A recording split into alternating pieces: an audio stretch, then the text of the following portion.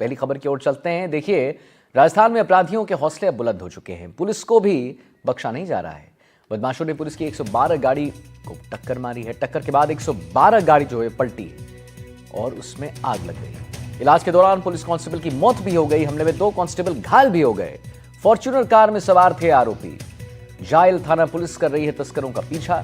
जायल थाना इलाके के खियाला रोड की घटना है। लगातार राजस्थान में अपराधी कानून का उड़ा रहे हैं माखौल। शुक्रवार को डीडवारा में कारोबारी ने पुलिस को धमकी दी। के साथ में 3 कांस्टेबल थे जो खियाला रोड पर रेस कर रहे थे। करीब 1:20 में सामने से फॉर्च्यूनर गाड़ी आती हुई दिखी। उसको रोकने का प्रयास किया। हाथी आगे पट्टी लिए हुई और टक्कर मारते हुए आगे निकल गई। उसका पीछा किया। तो यहाँ इस जो घटना है, इस घटना की तरफ जब उनको ओटे करके भगाना लगा तो उसको टक्कर मार दी। फिर ये एम्बुलेंस होते गाड़ी पलट गई। इसके अंदर हमारे जवान बैठे थे, उनके चोटें हैं। एक जो हेड कांस्टेबल है वो नागौर रेफर होकर एम्स जोधपुर के अंदर जेर इलाज था, वहाँ अभी उसकी भर्ती हुई। इससे पहले शुक्रवार को भी ऐसा ही मामला सामने आया था, जहां एक बजरी कारोबारी अपना ट्रक पुलिस को रोकने पर इतना बिभर गया कि पुलिस को ही धमकी देने लगा। कारोबारी ने डंपर रोकने पर पुलिसकर्मी को धमकाया और पुलिसकर्मी को डंपर से कुचलने की धमकी दे दी। घटना का वीडियो भी सोशल मीडिया पर वायरल हुआ था। मैंने भी देखा था, आपने भी देखा ही होगा। जिसके बाद पुलिस ने धमकी देने वाले बजरी कारोबारी को गिरफ्तार कर लिया है।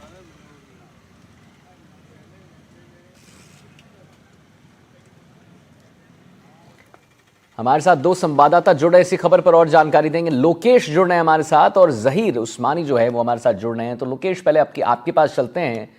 नागौर से हैं आप लोकेश, रिपोर्टिंग करते हैं। एक बात बताइए, 2 कांस्टेबल घायल हुए हैं, फॉर्च्यूनर कार में सवार थे आरोपी। जायल थाना पुलिस तस्करों का पीछा कर रही है। क्या कुछ अभी उस पर जानकारी है आपके पास? क्यों ऐसा हो रहा है कि इतने हौसले बुलंद हो गए हैं कि पुलिस को भी नहीं बख्शा जा रहा है? जो डर था पुलिस का वो भी अब कहीं नहीं है।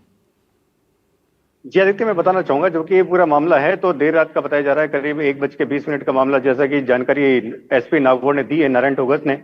अब अगर बात की जाए तो इस ढंग के जो ये घटनाएं घटित हो रही हैं, जिसमें कि आज जो पुलिस की अगर विभाग की बात की जाए, जिसके ऊपर पूरी जिम्मेदारी है कि इस ढंग के जो अपराध है उनके ऊपर रोक लगाई जाए, अगर वहीं पर उनके ऊपर इस ढंग से हमले किए जाते हैं लगातार, उनको चूंकि जो नागौर है ये तस्करी के क्षेत्र से काफी जुड़ा हुआ है और जो सरहदें लगती है बीकानेर की क्षेत्र की बात की जाए और नागौर से जो लगने वाली सरहद है, इस पर लगातार जो है ये इस ढंग के जो अगर गैर कानूनी और आपराधिक गतिविधियां हैं, इनका लगातार लंबे समय से जुड़ा रहा है। ऐसी घटनाएं कुछ ना कुछ अभी जो ये हाल ही में कल देर रात की घटना सामने आई है, जिसमें कि जो 2 कांस्टेबल हैं वो घायल हुए और एक जो प्रहलाद राम है उनकी मृत्यु हो चुकी है। उनके इलाज के दौरान वो कहीं ना कहीं जो है इनको जो जायल थाना है इसमें जानकारी मिली थी, जिसमें कि उनको ये सूचना थी कि कोई तस्कर हैं जो कि इस सीमा के अंदर आए हैं और जिनको लेकर के कार्रवाई के लिए जब उनकी गाड़ी जो 112 है सरकारी वाहन को लेके जब वो निकले, तो जब रुकने के लिए जब फॉर्च्यूनर गाड़ी की जानकारी सामने आई, उसको जब रुकने का इशारा किया गया, तो इसी दौरान जो बदमाश थे उन्होंने गाड़ी को टक्कर मारी,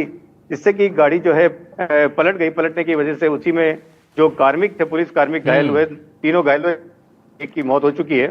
और कहीं ना कहीं जो पूरा मामला है, जो सूत्रों की अगर हवाले से जो बात सामने आ रही है उसको अगर माना जाए तो ये कहीं ना कहीं तस्करों से जुड़ा हुआ मामला आता है, जो कि किसी न किसी यहाँ की जो तस्करी, चूंकि अगर नशीली पदार्थों की बात की जाए, एनडीपीएस के काफी मामले भी नागौर में इस क्षेत्र में देखने को मिल रहे हैं। तो इसी चीज को लेकर के अगर बात की जाए तो इसके पीछे कहीं ना कहीं जो ये तस्करी मादक पदार्थों से जुड़े हुए जो हैं या बजरी खनन माफियाओं की अगर बात, मतलब आप कह रहे हैं लोकेश की ये सिर्फ बदमाशी नहीं है, ये नशे की बात नहीं है, ये तस्करी की बात है। मतलब ये सिर्फ नशे की बात नहीं है कि हाँ। तो यही मैं कहना चाह रहा हूं कि जो ये पूरा मामला है, जो नशे की अवैध कारोबारी क्षेत्र में बड़े लंबे स्तर पर चलता है, इसको लेकर के ये सारी कार्रवाई है। आपके पास हमारे साथ जहीर उस्मानी भी जुड़े हुए हैं। जहीर, एक बात बताइए कि नागौर से हमारे संवाददाता कह रहे हैं कि ये सिर्फ इतना ये मामला नहीं है कि सिर्फ उनके हौसले बुलंद हो गए हैं और बदमाशी कर रहे हैं, ऐसा नहीं, ये तस्करी का मामला है और कहीं ना कहीं इसलिए भी वो जानबूझकर ऐसा कर देते हैं क्योंकि अगर नहीं करें तो पकड़ा जाएंगे। वहां पर क्या स्थिति बनी हुई है जहीर, हमारे दर्शकों को बताइए, क्यों इतना कहां से कॉन्फिडेंस आ रहा है कि पुलिस से ही लड़ ले हैं?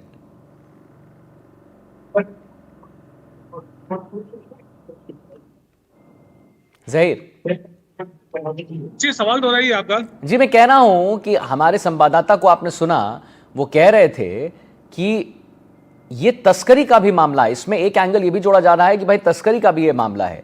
मेरा आपसे ये जानना है कि और कौन कौन से और किन किन एंगल से पुलिस देख रही है। एक तो तस्करी एंगल निकल गया, और क्या एंगल है, कैसे इतना कॉन्फिडेंस आ जा रहा है इन लोग बदमाशों में कि ये जो है पुलिस से भिड़ जा रहे हैं।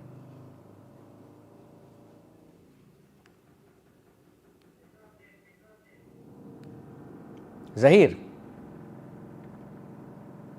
तो पुलिस की गाड़ियों को टक्कर मारी जा रही है, पुलिस को धमकी दी जा रही है। देखिए दो तस्वीर हम अपने दर्शकों को दिखा रहे हैं, नागौर से और डीडवाना से, जहां पर आप देखेंगे कि पुलिस के गाड़ी को टक्कर मार देती है एक फॉर्च्यूनर कार।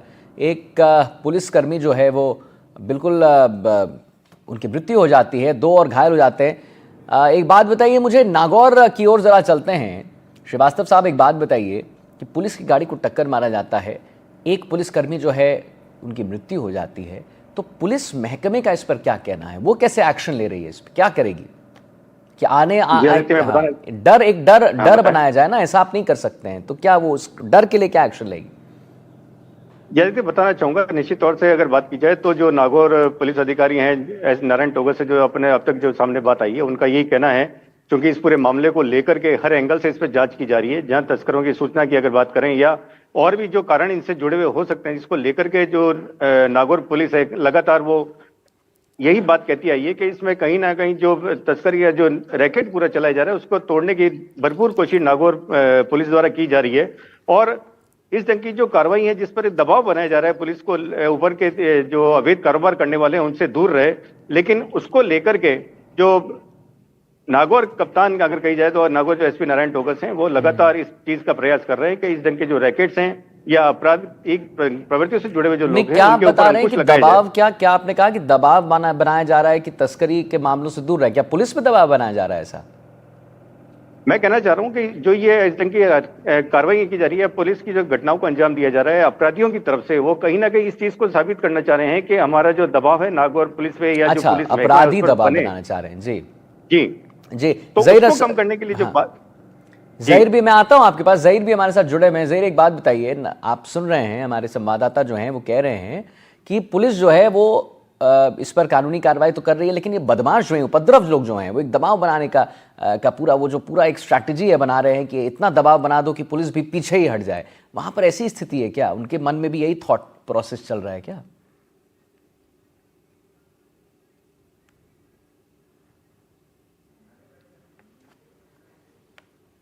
आवाज नहीं आ रही आपकी ज़ेर, एक बार देखिए तो अनम्यूट कर दें, अगर आप अनम्यूट कर दें ज़हीर। आरोपी जो है वो बजरी माफिया एक बड़ा गिरोह है और ये लंबे समय से राजस्थान में सक्रिय है। और अगर नागौर डीडवाना जिले की बात की जाए तो नागौर जिले में रिया बड़ी जो क्षेत्र है वहां बजरी का खनन होता है, जबकि डीडवाना जिला जो है वो अवैध परिवहन के लिए जाना जाता है। जो रूट होते हैं कई जिलों में जाने के लिए वो डीडवाना जिले से होकर के गुजरता है, तो अवैध परिवहन इस मार्ग से होकर के जाते हैं। लेकिन जो आरोप है बजरी माफियाओं का और जो गठजोड़ है वो सीधे तौर पर सामने आया है। कल रात को जो वीडियो वायरल हुआ उसमें साफ तौर पर बजरी माफिया ने पुलिसकर्मी को धमकी दी और ये कहा कि हम जो है पुलिस को बंदी देते हैं और नियमित रूप से बंदी देते हैं, इसलिए हमारी गाड़ियां जो है बिना जांच के रवाना हो जाती है, उनको कोई रोक टोक नहीं होता। जब पुलिसकर्मी ने रोकने की कोशिश की तो आरोपी बजरी जो कारोबारी है उसने उसको कुचलने तक की धमकी दी। तो कहीं ना कहीं ये आरोपी कौन है ज़हीर? इसके तार कहां से जुड़े हुए हैं? क्योंकि ये बड़े ही मैं क्या बोलूं, एकदम स्ट्रेट अवे ये कह रहा है कि हम तो पैसा देते हैं तो पुलिस हमारी गाड़ी को क्यों रखे। कहां तक इसके तार जुड़े हुए हैं, उसके बारे में कुछ जानकारी?